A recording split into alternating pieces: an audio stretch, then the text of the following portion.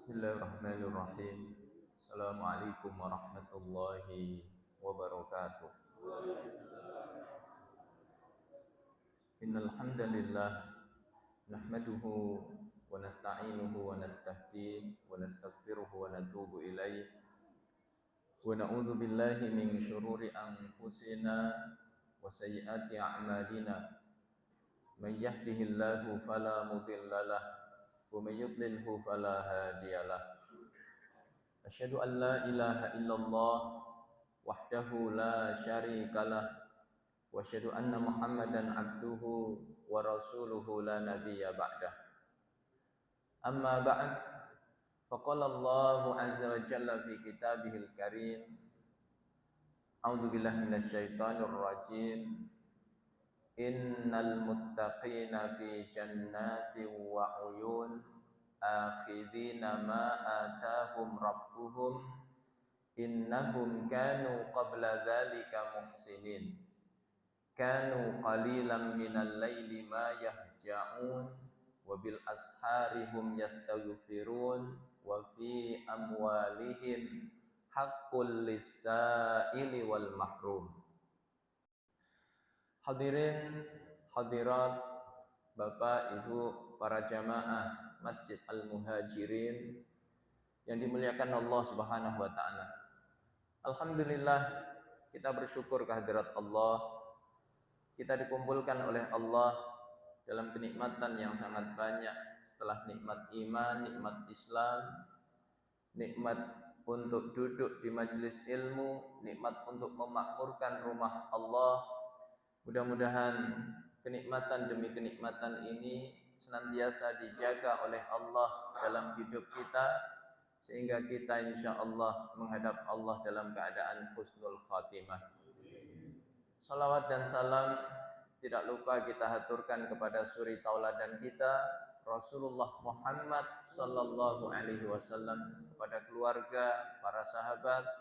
Mudah-mudahan kita diistiqamahkan oleh Allah di atas sunnah-sunnah beliau, dan kita kelak di hari kiamat termasuk orang-orang yang berbahagia meraih syafaat beliau. Jemaah dimuliakan oleh Allah, mari kita lanjutkan interaksi kita terhadap kitab Al-Arba'in An-Nawawiyah yang dihimpun oleh Al-Imam Muhyiddin Abu Zakaria Yahya bin Sharaf An-Nawawi Ad-Dimashqi Asy-Syafi'i. Kita sampai pada hadis yang ke-17.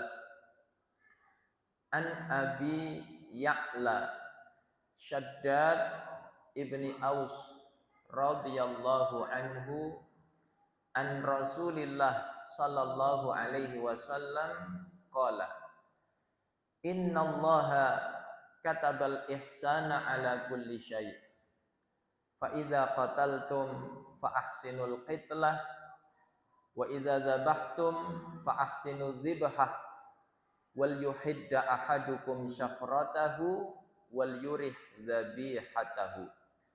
Rawahu Muslim. Dari Abu Ya'la, yaitu Shaddad bin Aus, semoga Allah meridainya, dari Rasulullah sallallahu alaihi wasallam, beliau bersabda, sesungguhnya Allah mewajibkan kebaikan atas segala sesuatu. Maka ketika kalian membunuh, bunuhlah dengan cara yang baik. Ketika kalian menyembelih, maka sembelihlah dengan cara yang baik. Dan hendaknya salah satu dari kalian menajamkan pisaunya dan menyenangkan hewan sembelihannya. Hadis ini diriwayatkan oleh Imam Muslim.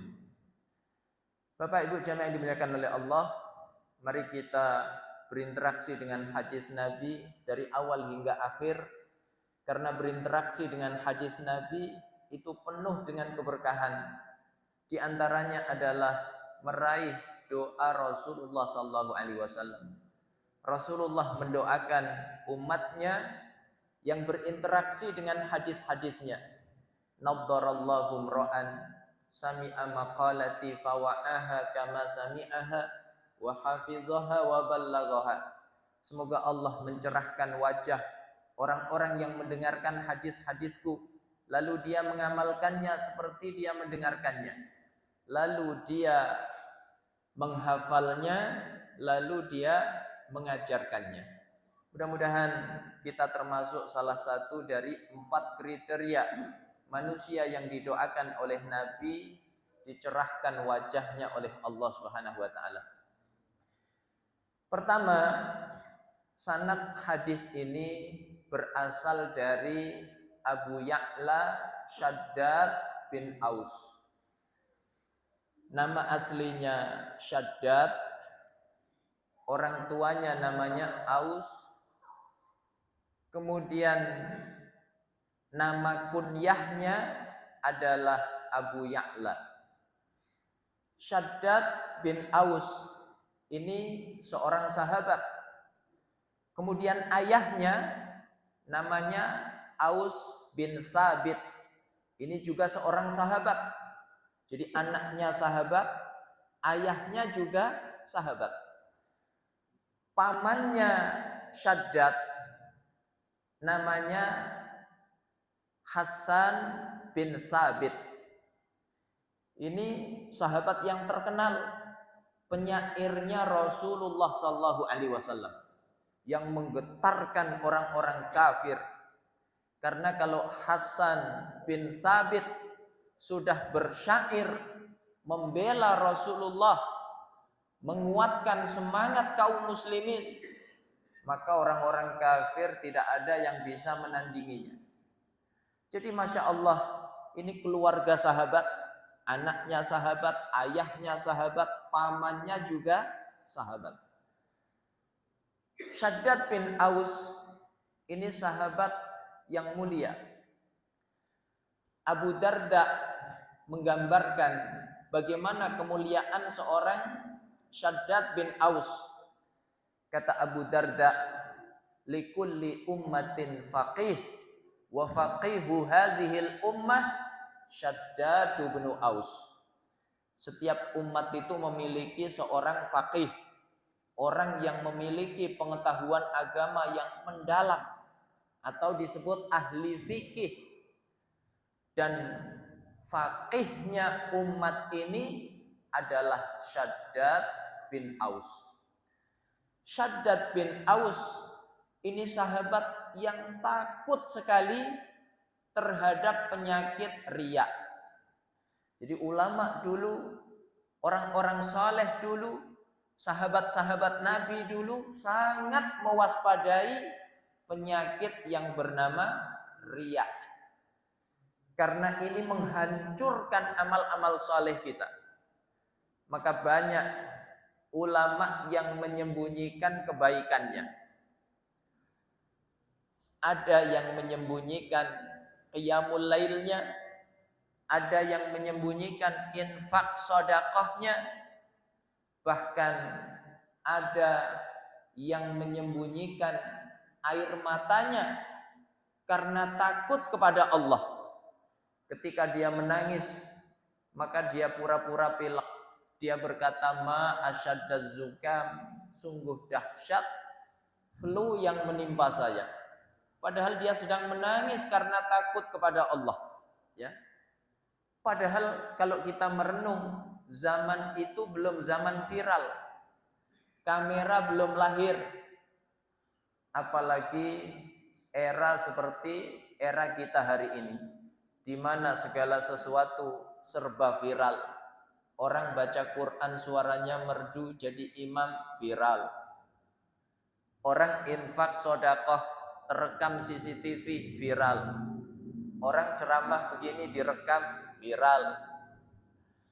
Maka era seperti ini penting sekali kita mewaspadai penyakit riya. Jamaah dimuliakan oleh Allah. Kata Shaddad bin Aus ketika berjumpa dengan Auf bin Malik dan juga Abu Darda,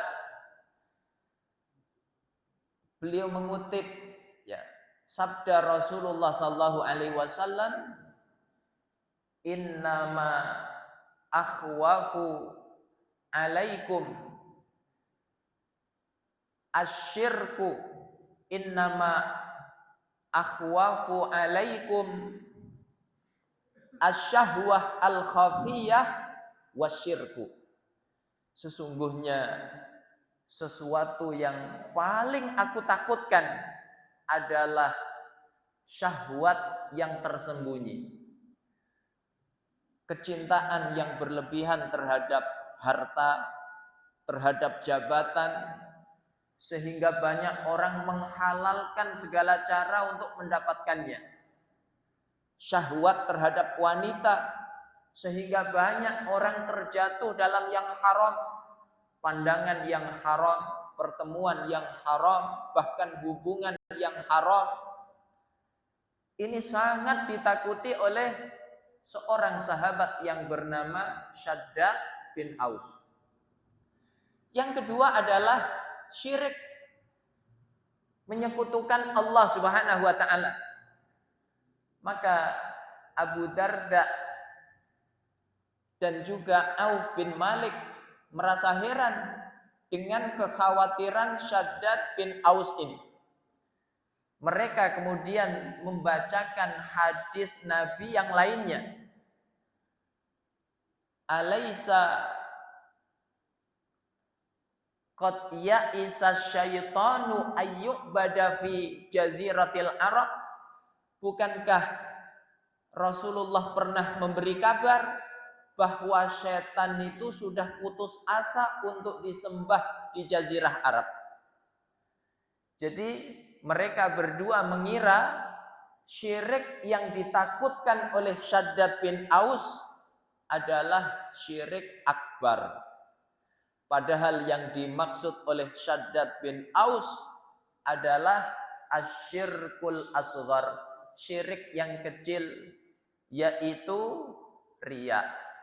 Maka kemudian beliau membacakan hadis yang lain, man shalla yurai faqad asyraka wa man shoma yurai faqad asyraka.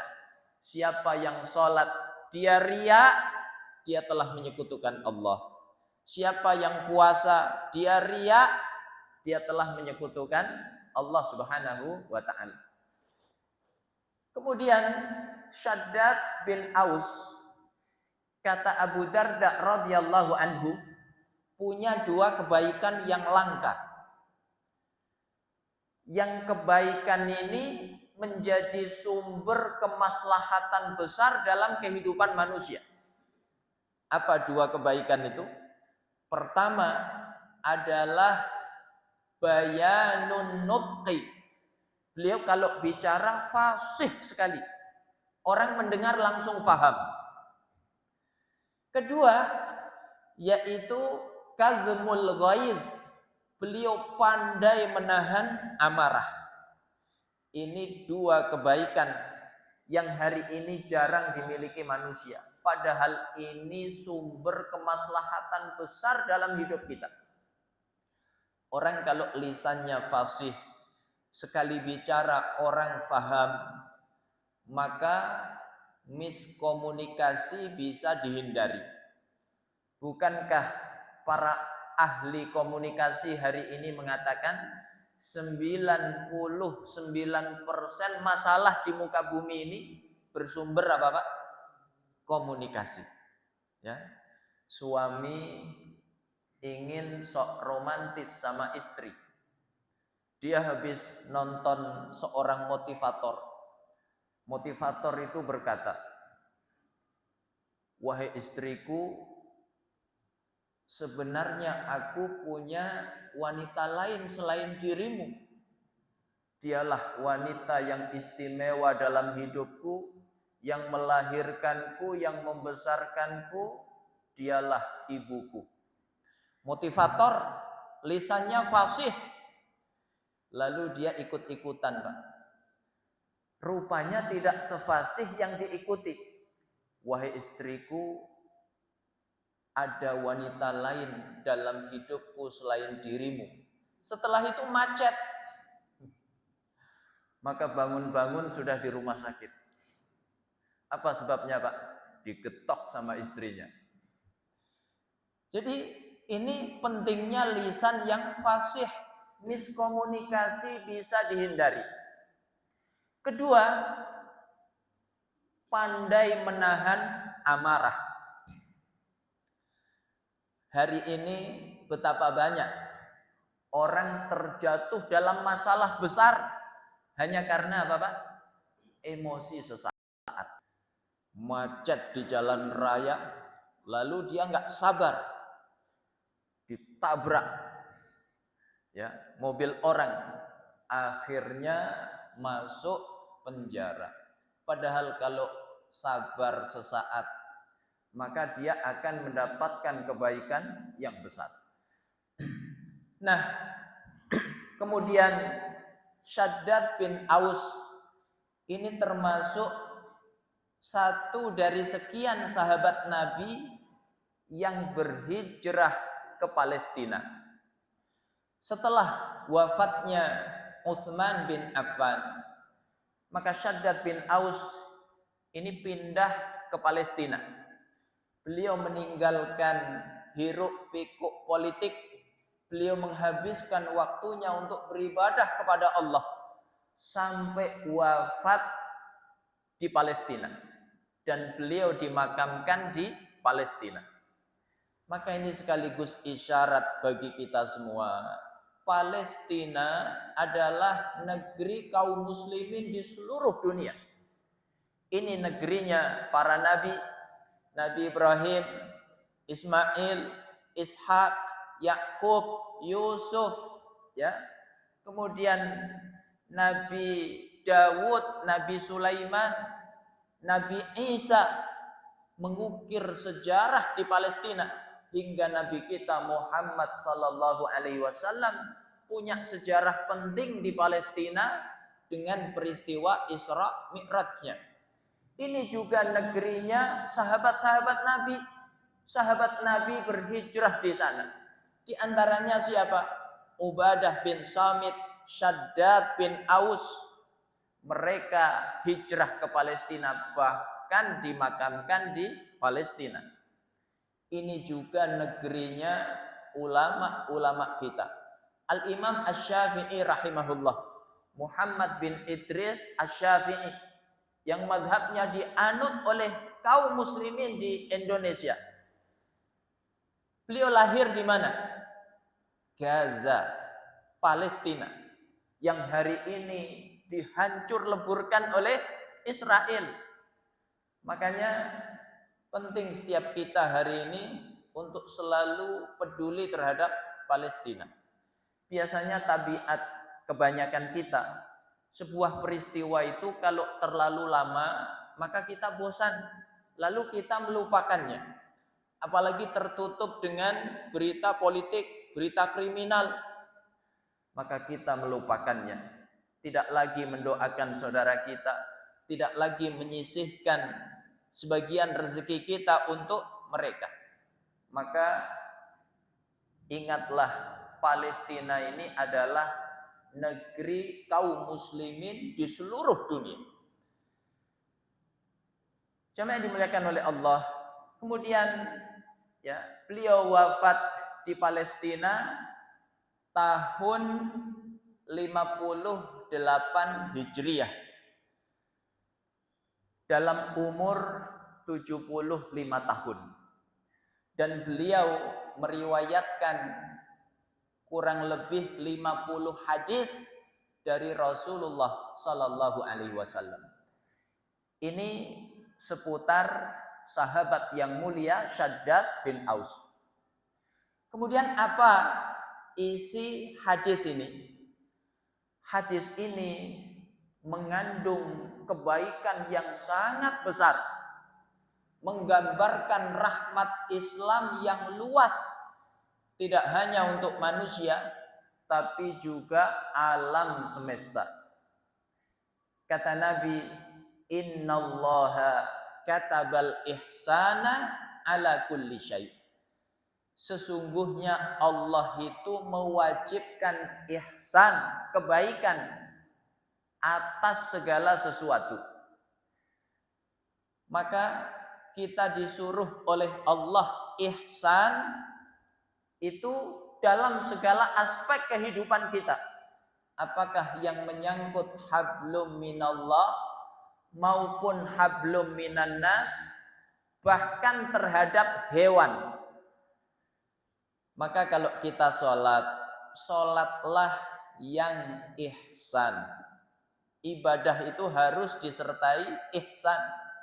Anta'budallaha ka'annaka tarahu fa in lam takun tarahu fa innahu yarak. Seolah-olah kamu melihat Allah. Kalau kamu tidak bisa melakukan itu, maka yakinlah Allah selalu melihatmu. Nabi ketika mendapati ada sahabat sholatnya tidak ihsan, maka Nabi menyuruhnya mengulangnya. Ketika mimbar Jumat, Nabi sedang khutbah, ada sahabat datang sholat sunnah 2 rakaat tahiyatul masjid. Dia sholat, setelah selesai ditegur oleh Nabi, sholli fa innaka lam tusalli. Sholatlah kamu, sungguh kamu belum sholat. Maka dia ulangi lagi. Setelah selesai, kata Nabi, sholli fa innaka lam tusalli. Sholatlah kamu, sungguh kamu belum sholat.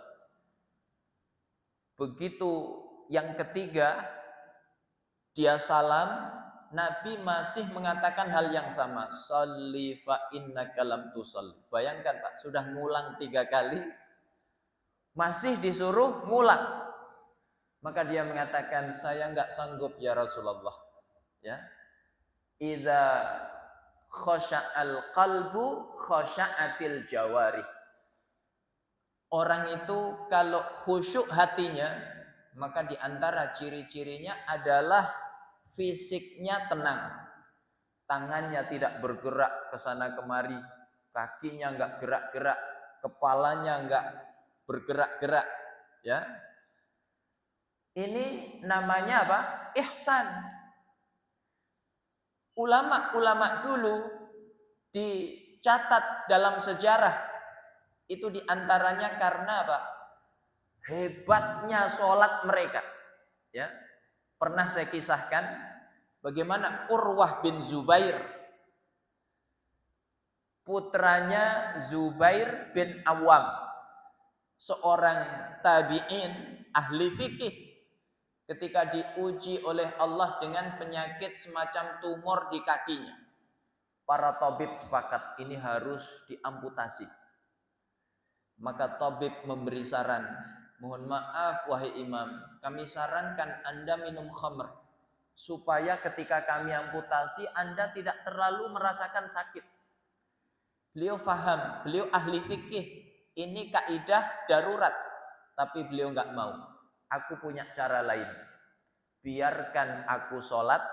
Saat aku sholat, silahkan amputasi kakiku. Maka beliau sholat dengan begitu khusyuknya, merasakan lezatnya munajat kepada Allah, manisnya kebersamaan dengan Allah. Orang yang mencapai tingkatan itu, seberat apapun penderitaannya, dia tidak merasakan apa-apa.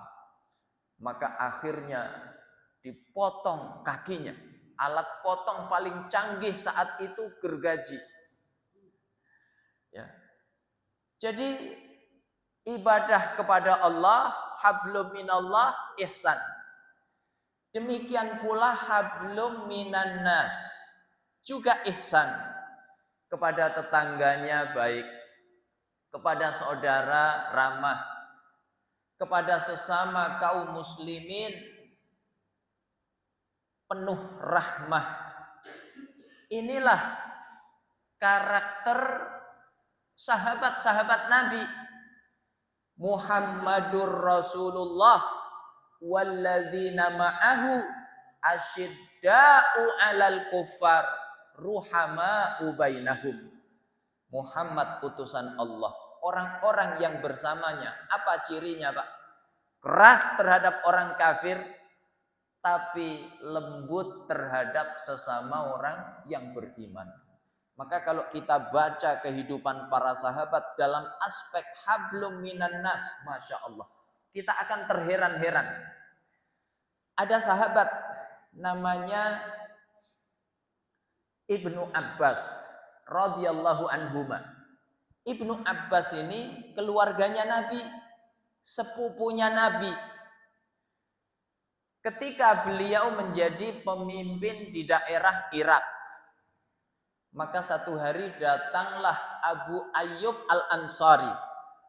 Siapa Abu Ayyub Al-Ansari? Sahabat yang ketika Nabi hijrah ke Madinah, maka tinggal di rumahnya Abu Ayyub. Abu Ayyub rumahnya 2 lantai. Maka Abu Ayyub di lantai atas, Rasulullah di lantai bawah. Begitu malam hari, Abu Ayyub baru sadar, Masya Allah, kita ini tidur di atas kepalanya Nabi. Abu Ayyub nggak bisa tidur. Beliau merasa bersalah. Bagaimana mungkin saya lebih tinggi dibanding Rasulullah? Maka beliau keluar dari rumah, tidur di luar rumah. Begitu adabnya sahabat terhadap Nabi. Kemudian besoknya Abu Ayyub minta Rasulullah agar di lantai atas. Kata Rasulullah, lantai bawah lebih mudah bagiku. Tapi Abu Ayyub bersikeras, saya tidak mungkin berada di atas engkau ya Rasulullah.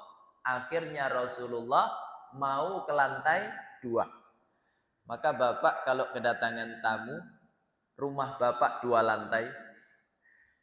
Kalau tamunya ditempatkan di lantai 2, itu mengikuti siapa? Abu Ayyub Al-Ansari. Jadi jasanya besar terhadap Nabi. Maka Ibnu Abbas hendak membalas kebaikannya Abu Ayyub Al-Ansari. Apa kata Ibnu Abbas? Demi Allah, aku akan menjamumu dengan jamuan yang sangat istimewa disebabkan kebaikanmu terhadap Rasulullah SAW. Bagaimana jamuan Ibnu Abbas? Ibnu Abbas menghabiskan 40.000 dinar untuk menjamu Abu Ayyub Al-Ansari. Zaman itu Pak, 1 dinar cukup untuk membeli seekor kambing. Berarti berapa kira-kira hari ini? Ini banyak wajah-wajah panitia kurban. Berapa harga kambing Pak? Ya, sekitar 3 juta lah biar mudah ngitungnya. Kali 40.000. Berapa itu? Ya. 120 M. Masya Allah. Tidak hanya sampai di situ. Ketika Abu Ayyub hendak pulang, ditanya, kamu punya hutang berapa? Aku punya hutang 20.000. Maka Ibnu Abbas memberikan kepada Abu Ayyub bukan cuma 20.000, tapi 40.000 dinar. Lalu diberi 20 orang budak dan diberi perabotan-perabotan rumah. Bapak kalau bertamu, lalu tuan rumahnya menjamu seperti tadi, itu kira-kira Bapak senang apa tidak? Ya, itu kalau kita baca hablum minan nas di antara sahabat-sahabat Nabi. Dan baik terhadap manusia. Apalagi gemar membantu sesama orang yang beriman. Ini ibadah yang nilainya besar di sisi Allah Subhanahu. Maka satu ketika Al Hasan, cucu Rasulullah SAW, beliau tawaf.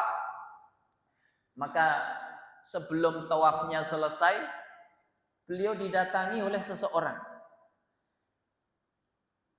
Ya Aba Muhammad, ya Abu Muhammad, idhab ma'i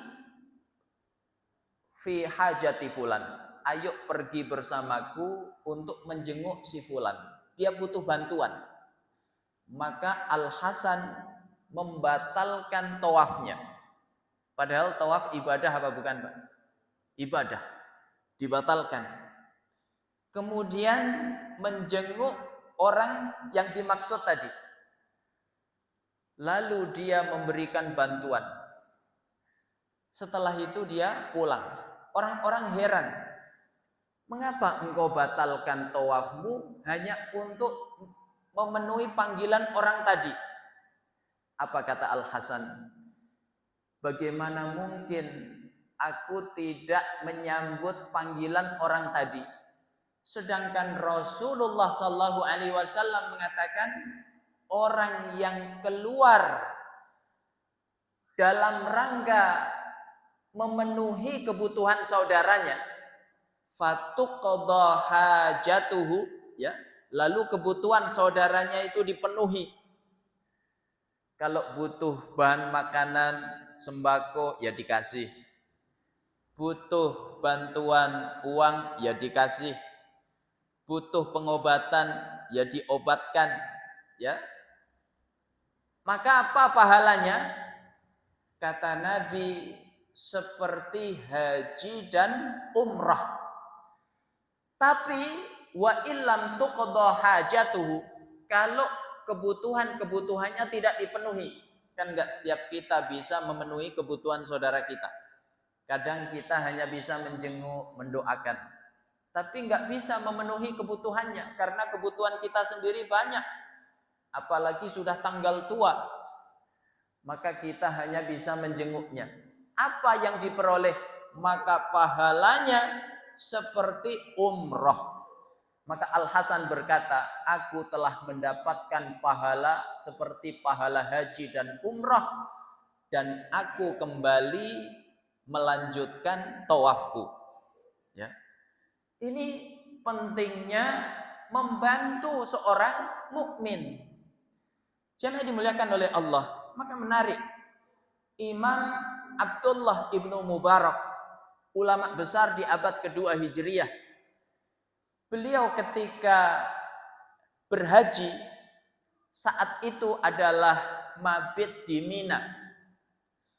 Maka beliau bermimpi, meskipun mimpinya manusia biasa, ya, termasuk ulama, bukan nabi, ini tidak dalil, tapi ulama mengatakan, ya, mimpinya para ulama itu mubasyirat, pemberi kabar gembira. Apa mimpinya Abdullah ibnu Mubarak? Beliau bermimpi, dua malaikat berbincang. Yang satu bertanya, siapa saja yang ibadah hajinya tahun ini diterima oleh Allah Subhanahu wa taala? Malaikat yang satu menjawab, tidak ada satupun yang diterima oleh Allah. Tapi karena satu orang yang bernama Muwaffaq al-Iskafi Asy-Syami, seorang tukang sol sepatu dari Damaskus, ya, Suriah. Siapa dia? Dia seorang tukang sol sepatu. Dia nabung supaya bisa berangkat haji. Tahun itu sebenarnya tabungannya sudah cukup untuk berangkat haji. Tapi dia mendapati tetangganya dalam keadaan miskin semiskin-miskinnya. Sampai tidak ada lagi yang bisa dimakan, maka tetangganya itu masak bangkai. Bangkai halal apa haram, Pak? Haram. Akhirnya dia prihatin dengan tetangganya, maka tabungan hajinya diberikan kepada tetangganya. Maka ternyata itu membuat Allah begitu mencintai amalnya sampai berkenan menerima ibadah haji manusia. Maka bayangkan, kalau kebaikan terhadap satu orang muslim begitu dicintai oleh Allah, Apalagi kalau kita memperhatikan kaum muslimin saudara kita yang jumlahnya jutaan yang saat ini terzalimi di mana, Pak? Palestina. Ya. Makanya dalam ayat yang saya baca di mukaddimah tadi, ketika Allah berbicara tentang ketakwaan, maka selalu dihubungkan dengan dua dimensi. Ada hablum minallah, ada hablum minannas. Innal muttaqina fi jannati wa uyun. Akhidhina ma atahum rabbuhum innahum kanu qabla dzalika muhsinin. Kanu qalilan minal laili ma yahja'un wa bil asharihum yastaghfirun. Sesungguhnya orang-orang yang bertakwa itu nanti mendapatkan surga. Di bawahnya mengalir mata air. Apa sebabnya? Mereka ketika di dunia ahli kebaikan. Innahum kanu qabla dzalika muhsinin. Ya. Dari kata apa, Pak? Ahsana yuhsinu ihsanan. Seperti kata Nabi tadi, innallaha katabal ihsan. Nah, apa kebaikannya? Kanu qalilan minal laili ma yahja'un. Mereka kalau malam tidurnya sedikit. Kira-kira ngapain, Pak? Qiyamul lail. Bukan nonton Piala Eropa. Wabil asharihum yastaghfirun. Kalau sahur, waktu sahur, mereka mohon ampun kepada Allah. Ini hablum minallah apa hablum minannas? Minallah. Baru setelah itu hablum minannas.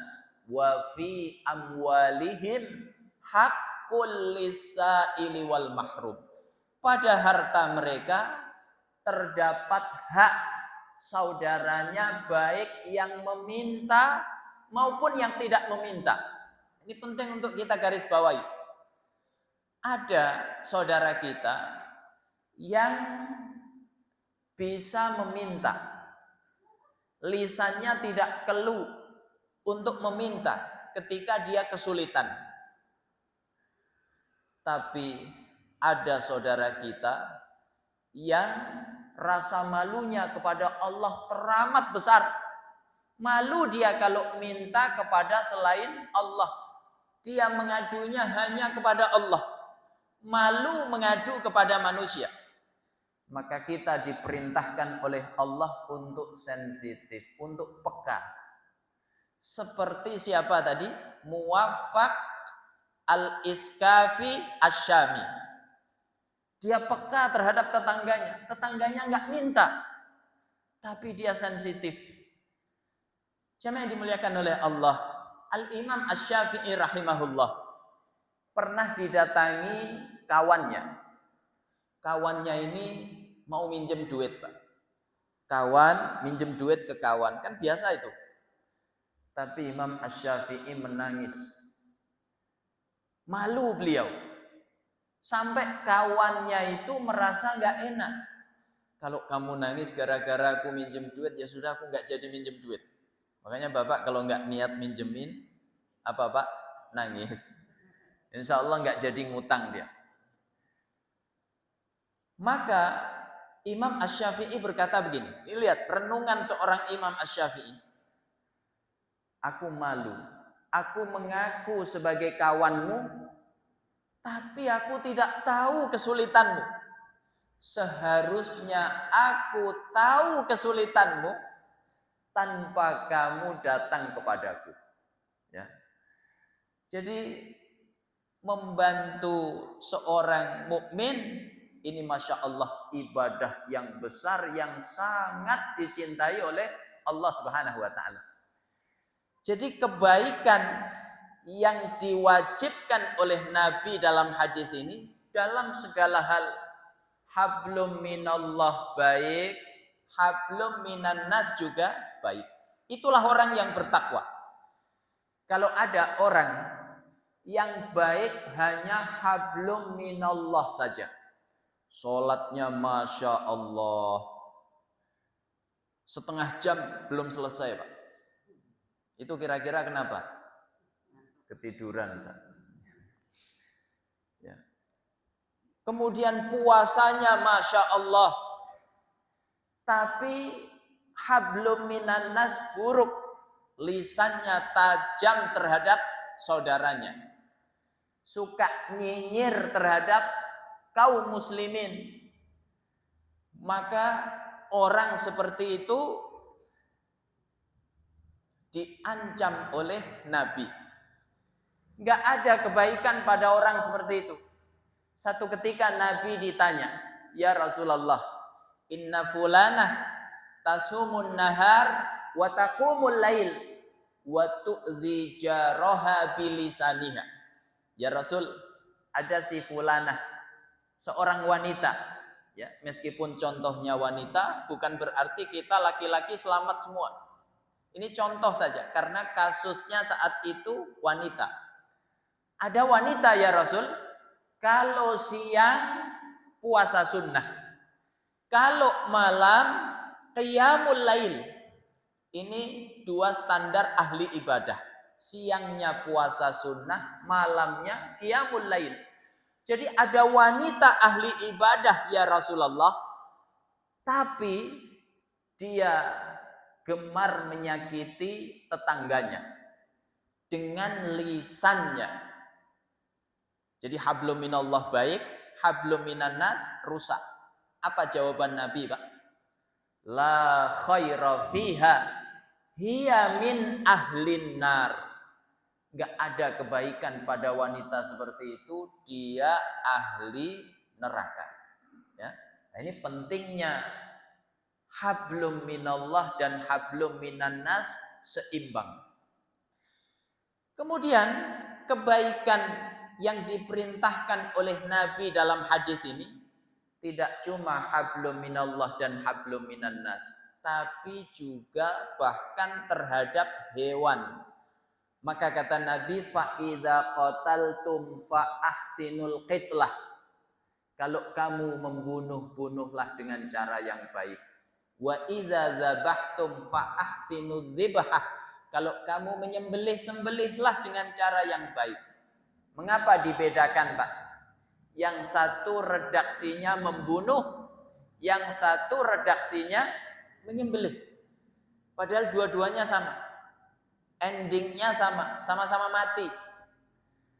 Kata para ulama, membunuh ini untuk hewan yang haram dimakan. Maka dalam hadis disebutkan ada beberapa hewan yang kita diperintahkan untuk membunuhnya. Baik di tanah halal seperti di Keranggan Permai ini tanah halal, Pak. Ataupun di tanah haram, di Makkah sana. Apa di antara hewan yang kita disuruh membunuh? Contohnya apa, Pak? Ular, tikus, gagak, ya. Ini hewan-hewan yang merugikan manusia. Maka kalau ketemu hewan-hewan seperti itu, disuruh membunuh. Sekalipun disuruh membunuh, maka kata Nabi, bunuhlah dengan cara yang baik. Tikus merugikan, ular merugikan, membahayakan manusia. Kita disuruh membunuh, tapi dengan cara yang baik. Ya pukul sekali mati, usahakan begitu. Kalau meleset ya 2 kali.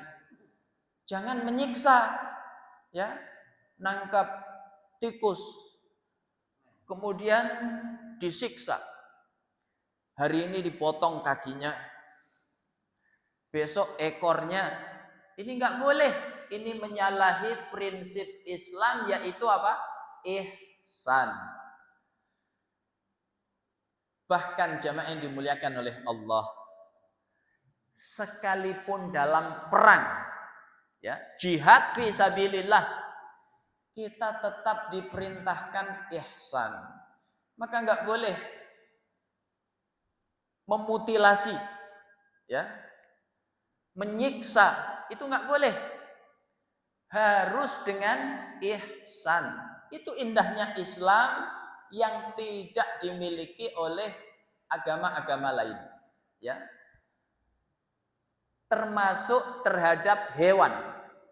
Bapak pernah lihat ada pasar hewan yang tidak dikelola oleh umat Islam, ya.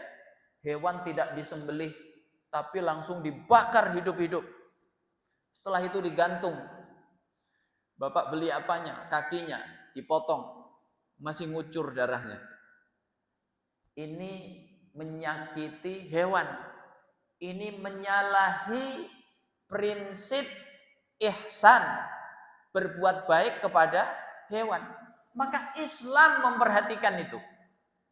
Maka ada orang masuk surga itu disebabkan kebaikannya terhadap apa, Pak? Hewan. Ya.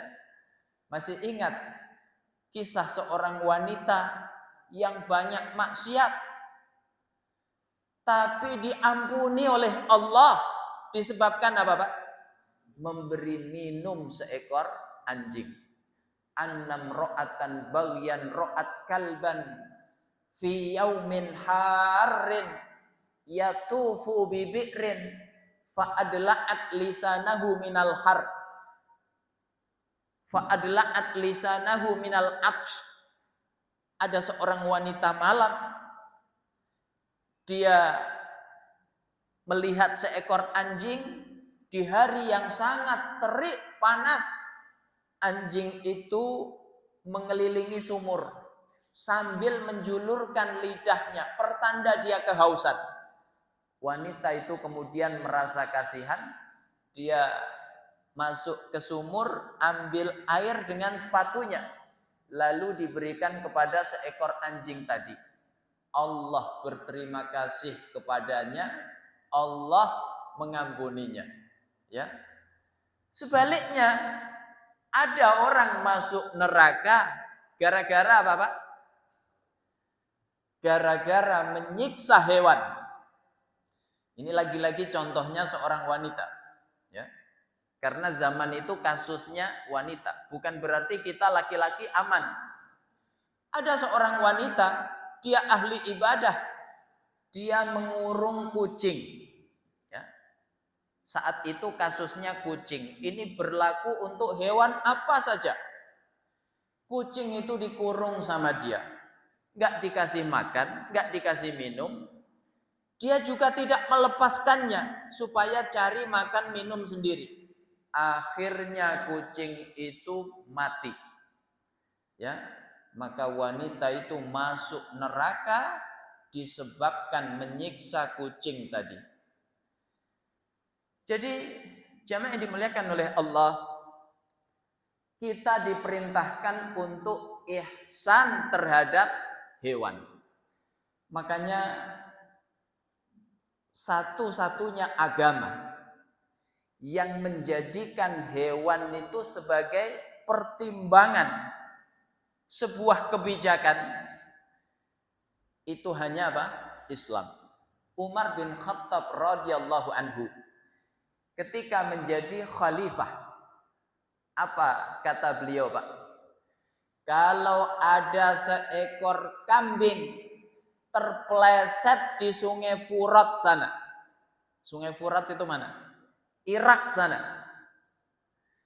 Padahal pusat kepemimpinan, ya, khalifah saat itu di Madinah. Madinah dengan Irak jauh apa dekat, Pak? Jauh sekali. Kata Umar, kalau ada seekor kambing terpleset di Sungai Furat sana, Umar kelak bertanggung jawab di hadapan Allah Subhanahu wa Ta'ala. Ya. Makanya kita diperintahkan untuk berbuat baik tidak hanya kepada manusia, tapi juga diantaranya kepada hewan. Jadi yang haram redaksinya membunuh, yang halal redaksinya menyembelih. Kata Nabi, wa idza dzabhtum fa ahsinu dzibhah. Kalau kalian menyembelih, sembelih dengan cara yang baik. Wal yuhidda ahadukum syafratahu wal yurih dzabihatahu. Hendaknya salah satu kalian menajamkan pisaunya dan menyenangkan hewan sembelihannya. Maka enggak boleh mentang-mentang mau dikurbankan, enggak dikasih makan 2 hari 2 malam. Ya. Perintah Nabi enggak seperti itu. Bahkan sekalipun hari ini hari kurban, penyembelihan dimulai jam 9 pagi masih dikasih makan. Lalu pisau kita tajamkan dan jangan mengasah pisau di hadapan hewan karena itu menakut-nakutinya. Nanti dia stres duluan. Ya, itu indahnya Islam, Masya Allah. Maka mudah-mudahan kita bisa mengamalkan ihsan dalam kehidupan kita, baik menyangkut hablum minallah, hablum minan nas, termasuk terhadap hewan-hewan di sekitar kita. Hadis ini diriwayatkan oleh Imam Muslim. Ini yang dapat saya sampaikan. Kalau ada yang benar semata-mata dari Allah, kalau ada yang salah, ini kekhilafan saya mohon maaf yang sebesar-besarnya. Aqulu qauli hadza wa sallallahu ala nabiyyina Muhammad wa ala alihi wa sahbihi wa sallam.